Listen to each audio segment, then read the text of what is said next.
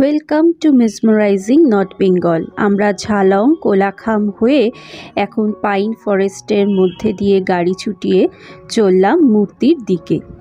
কলকাতা থেকে আমরা self drive করেই চলে এসেছি নর্থ বেঙ্গল। তার ভিডিও এবং ঝালং এবং কোলাখামে কোথায় থাকবেন, কি কি ট্যুরিস্ট স্পট আছে, সমস্ত ভিডিও অলরেডি চ্যানেলে আপলোডেড।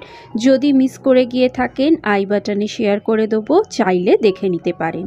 কোলাখাম থেকে আমরা তাড়াতাড়ি চেক আউট করে বেরিয়েছি, আর চেকপোস্টে যখন এসে পৌঁছলাম তখন ঘড়িতে 9:40 মতো। পাইনে ঘেরা পাহাড়ের বুক চিরে সুন্দর রাস্তা বেয়ে আমরা এখন দাঁড়ালাম ব্রেকফাস্টের জন্য। লাভা যাওয়ার রাস্তাটা প্রচণ্ড সিনিক, প্রতিটি মোড়ই আপনাকে মুগ্ধ করবে। আর যে জায়গাটায় আমরা ব্রেকফাস্টের জন্য থামলাম, দেখলাম নাম লেখা রয়েছে এখানে চেল খোলা, আর প্রচুর ট্যুরিস্টের গাড়িগুলোও এখানে থামছে।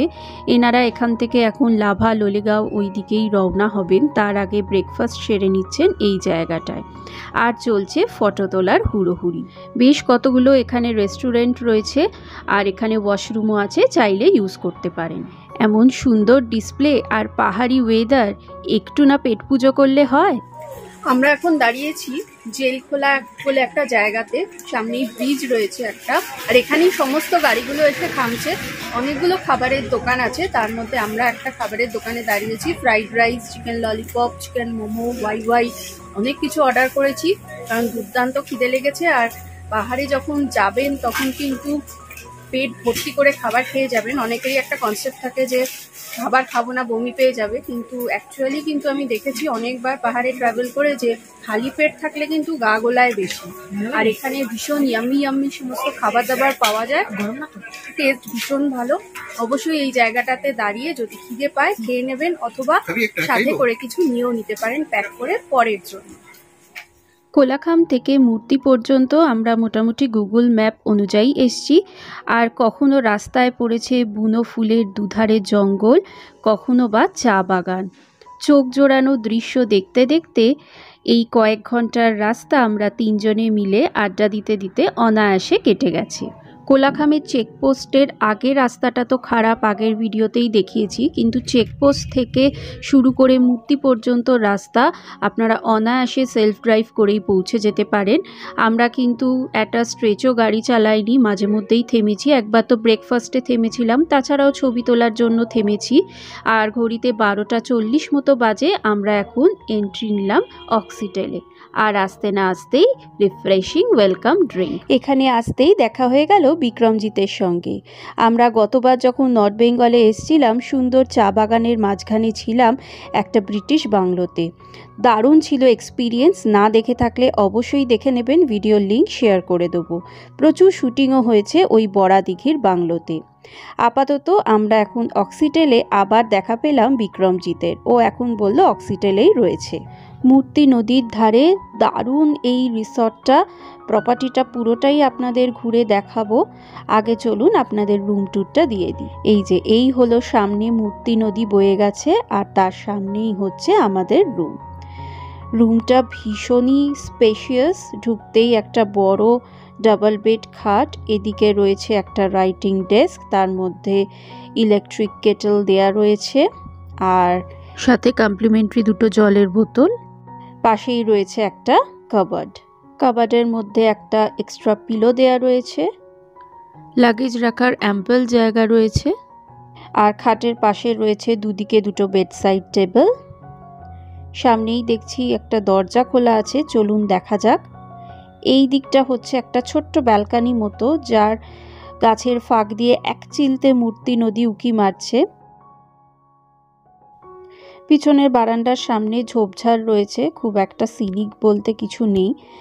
দরজাটা বন্ধ রাখাই আমার মতে ভালো, পোকামাকড়ের উপদ্রব হতে পারে রাত্রিবেলা। আর এটা হলো বেশ বড় একটা টয়লেট, বিশাল বড়, আজকালকার দিনের অনেক ফ্ল্যাটের রুমের সাইজ বলতে পারেন। এক্সস্ট রয়েছে, গিজার রয়েছে, ওয়েস্টার্ন কমোড, বেসিন, টয়লেট্রিজও সমস্ত দেয়া রয়েছে, নিট অ্যান্ড ক্লিন, একদম টিপটপ যাকে বলে। বেশ কিছু ছবি আপনাদের সঙ্গে শেয়ার করে দিলাম, বুঝতে সুবিধে হবে রুমটা। তবে রুমের ইউএসপি আমার যেটা লাগলো সেটা হলো রুমের এই কোজি কর্নারটা, যেখানে সুন্দর একটা সোফা পাতা, আর এখান থেকেই আপনি দেখতে পাবেন মূর্তি নদী। দারুণ লাগলো এই জায়গাটা। আমার কাছে একটু যেটা প্রবলেমেটিক মনে হলো সেটা হলো রুমের ফুল সাইজ মিররটা। এটা তো দেখালামই ওয়াশরুম, আর এই যে বারান্দার যে দরজা, পেছনেই বারান্দা আর দরজাটাই হচ্ছে ফুল সাইজ মিরর। বেডসাইড টেবিলের পেছনে যে জায়গাটা, এই জায়গাটা আমার মনে হয় একটা ফুল সাইজ মিরর থাকলে বেটার হতো, কারণ সামনে জিনিসপত্র রাখার একটা জায়গা রয়েছে যেটা ওই দরজার মিররের সামনে কিন্তু নেই। আর রুমের এই ছবিটা থেকে আশা করছি আপনারা একটা আন্দাজ করতে পারবেন। বেডটা কিন্তু যথেষ্ট কমফোর্টেবল ছিল। স্টাডি টেবিলের তলাতেই রয়েছে রেফ্রিজারেটরের জায়গা, যদিও এখনও এখানে কিছুই দেওয়া নেই। আর এদিকে টি কফি স্যাশে যেরকম থাকে রয়েছে। বসার জায়গাটার উপরে সুন্দর একটা আলো লাগানো পাখা জায়গার বিউটিটাকে আরও বেশি এনহ্যান্স করেছে যেন।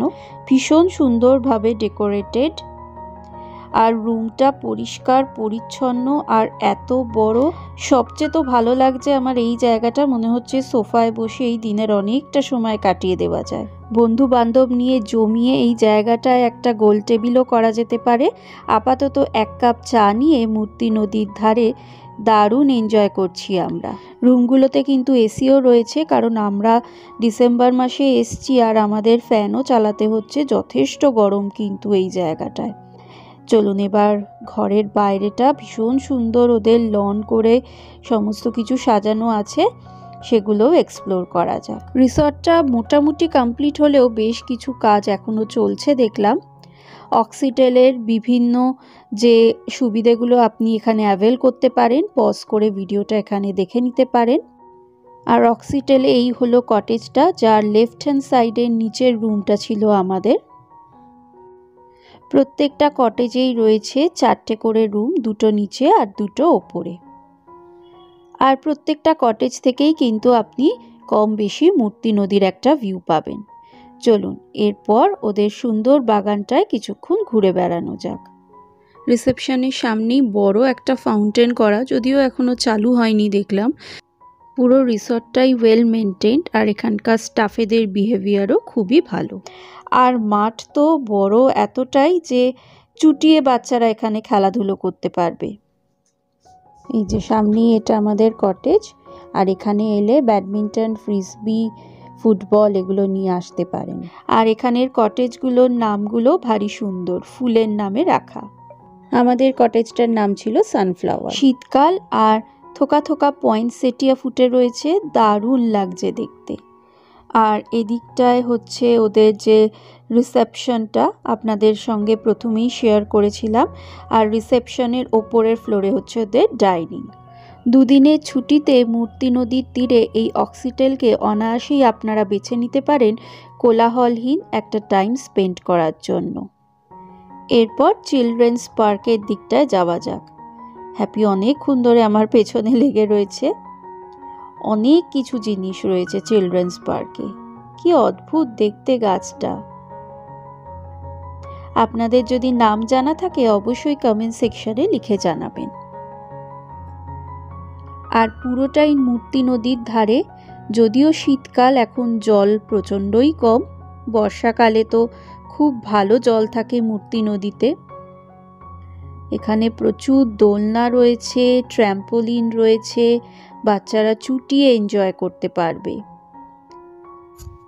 এই ধরনের রিসর্টগুলো এই একটা কারণেই আমার ভালো লাগে যে বাচ্চা থেকে বুড়ো সকলে এনজয় করতে পারে।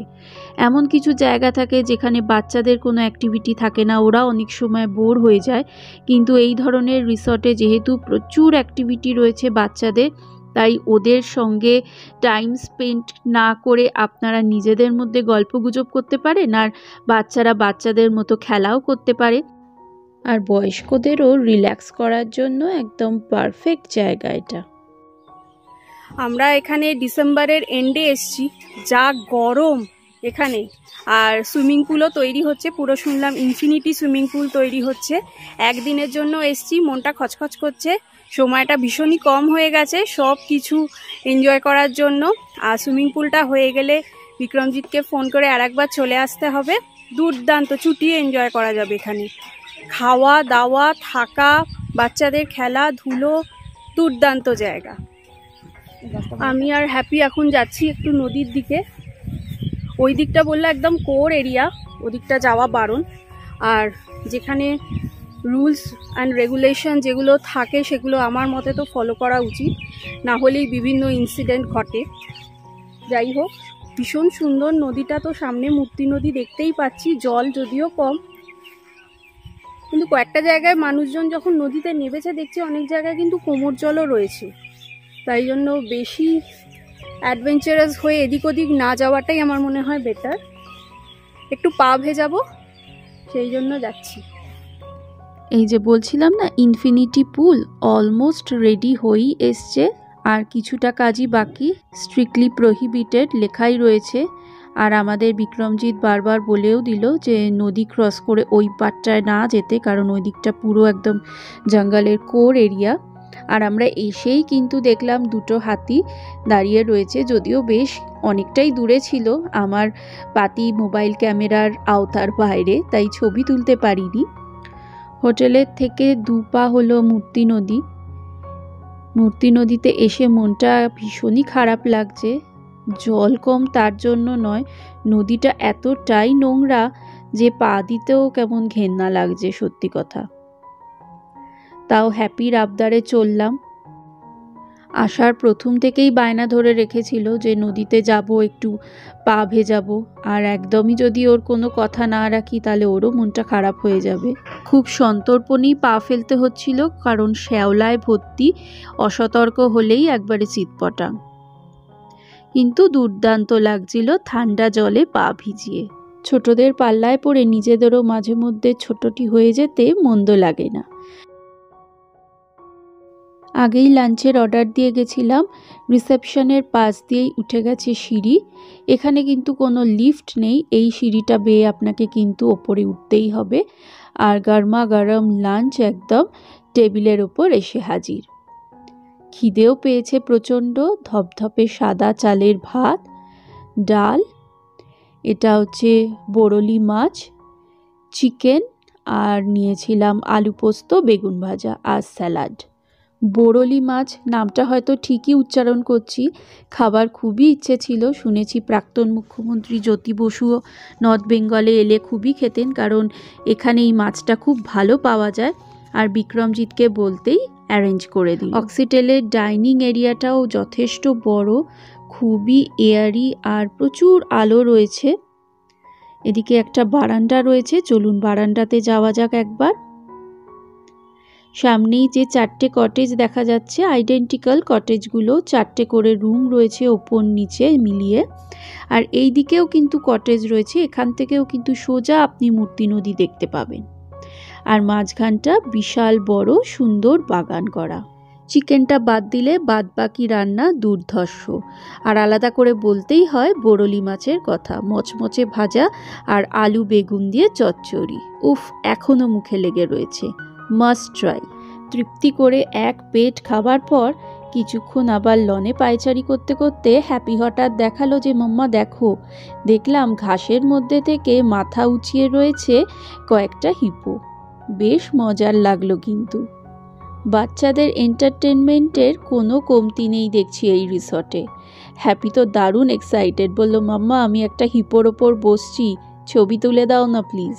আমরা যারা শহরে থাকি তারা জানি যে এরকম সবুজ মাঠ বাচ্চাদের পাওয়া খুবই মুশকিল খেলাধুলোর জন্য, তাই চেষ্টা করি মাঝে মধ্যে যখন আউটিংয়ে যাই যে ওরাও একটু খেলার সুযোগ পায় এরকম দেখে একটা রিসর্ট বুক করতে। তো অক্সিটেলটা কিন্তু একদম পারফেক্ট তার জন্য। আপনাদের কীরকম লাগছে ভিডিওটা অবশ্যই কমেন্ট সেকশনে লিখে জানাবেন। আশা করছি নেক্সট ট্যুর প্ল্যান করতে আপনাদের কিছুটা হলেও হেল্প করবে এই ভিডিওটা। আর ভালো লাগলে একটা লাইক অবশ্যই চাই কিন্তু। খাবার আগে বেশিক্ষণ সময় কাটাতে পারিনি, তো হ্যাপির আবদারে আবার ফের গিয়ে হাজির হলাম মূর্তি নদীতে। আমরা তো মূর্তিতে একদিনের জন্যই এসছি, আপনাদের হাতে সময় থাকলে এখান থেকে কিন্তু আপনারা সাফারিও নিতে পারেন। আমরা এর আগেও এই জায়গায় এসছি বলে আমাদের সাফারি অলরেডি নেওয়া ছিল, আর একদিনের জন্য এসছি বলে আমরা রিসর্টটাতেই এনজয় করেছিলাম, কারণ নেক্সট ডে মর্নিংয়ে আমরা আবার বেরিয়ে যাব মিরিকের জন্য। পরবর্তী ভিডিওগুলোর দিকে কিন্তু চোখ রাখবেন। আর ওদিকে সূর্যি মামা যাচ্ছে অস্তাচলে, ভীষণ সুন্দর লাগছে চারদিকটা। আর হ্যাপি আপাতত এখন পাথর ছুটছে, বলছে দেখো তো কত দূর যায় পাথরটা ছুটছি। ছোটবেলায় আমরাও এরকম খেলা প্রচুর করতাম। কিছুক্ষণ বাদেই নদীর ওপাশটায় যেদিকটা জঙ্গলের কোর এরিয়া, ওখানে দেখছিলাম প্রচুর ময়ূরও এসে কিন্তু ঘুরে বেড়াচ্ছিল। সূর্যের ছায়াটা পড়ছে নদীর জলের ওপরে, দারুণ লাগছে রিফ্লেকশনটা। বেড়াতে তো আমরা প্রচুর জায়গাতেই যাই, কিন্তু একসাথে সময় কাটানোর এই বিশেষ মুহূর্তগুলোই কিন্তু চিরজীবন আমাদের মনে থেকে যায়। আকাশের ক্যানভাসকে রাঙিয়ে দিয়ে সূর্যি ঠাকুর আজকের মতো টাটা বাই বাই করছে, আর এই বিশেষ মুহূর্তগুলো আমরা বন্দি করে রাখছি আমাদের ক্যামেরাতে। মূর্তি নদীর বুকে অন্ধকার নামতেই জ্বলে উঠল অক্সিটেলের আলো। ভারী সুন্দর লাগছিল দেখতে আলো আধারি অক্সিটেলকে। তবে অন্ধকার নাবার সাথে সাথেই ঠান্ডাটাও কিন্তু একটু লাগছে এবার। অক্সিটেলের যে কটেজগুলো, সেগুলোর নামকরণ হয়েছে বিভিন্ন ফুলের নাম অনুসারে।